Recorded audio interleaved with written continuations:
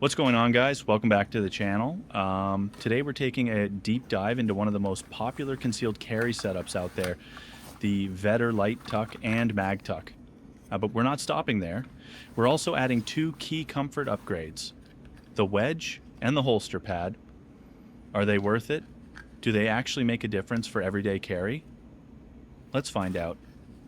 If you're new here, this channel is all about practical gear reviews, concealed carry tips, and real-world testing. No fluff, no nonsense. So, if that sounds like your thing, consider subscribing.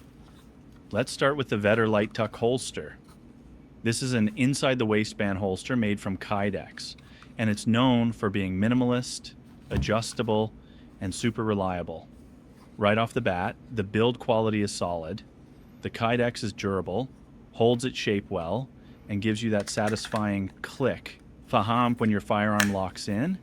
Retention is adjustable with a simple screw, so you can fine-tune it to your liking. One of the standout features here is the adjustable ride height and cant.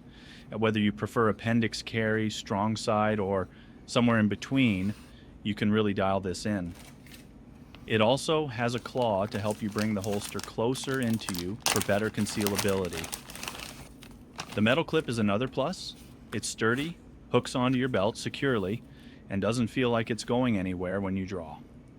Now let's talk about the MagTuck. This is Vedder's mag carrier, and it complements the LightTuck perfectly. Same story here. Durable Kydex construction, adjustable retention, and a metal clip that keeps things locked in place. And it's slim, low profile, and easy to conceal, which is exactly what you want in a spare mag carrier. If you're someone who carries a backup mag daily, this is a solid, no-nonsense option.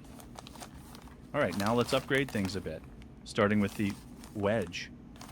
The wedge attaches to the back of the holster, and its main purpose is to push the grip of your firearm closer to your body. This helps reduce printing, especially for appendix carry. But here's the thing, it also changes the comfort level quite a bit. And without a wedge, you might feel the muzzle digging into you when you sit down. With the wedge, it distributes that pressure more evenly.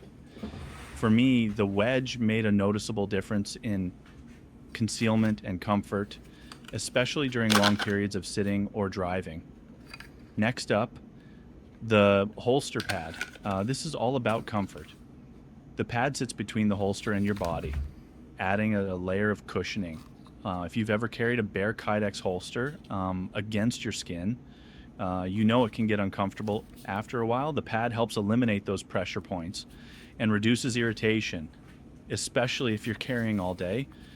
Now, it does add a little bit of bulk, so that's something to keep in mind, but for a lot of people, the trade-off is worth it. So how does this whole setup perform in the real world? With the LightTuck, MagTuck, wedge, and pad combined, you get a setup that's secure, customizable, and surprisingly comfortable. Drawing is smooth and consistent.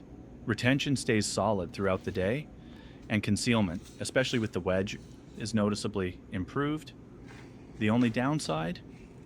Once you start adding accessories like the pad and wedge, you're increasing bulk slightly. See, it's not a deal breaker, but it's something to consider depending on your body type and clothing. So is it worth it? The Vedder LightTuck and MagTuck are already great on their own, but adding the wedge and or the holster pad takes things to another level in terms of comfort and concealment. If you carry daily, especially appendix, I'd say the wedge is almost a must-have. The pad, that comes down to personal preference. But if comfort is a priority, it's definitely worth trying. That's it for today's review. If you found this helpful, drop a like, leave a comment with your setup, and let me know what you want to see next. Stay safe, carry responsibly, and I'll see you in the next one.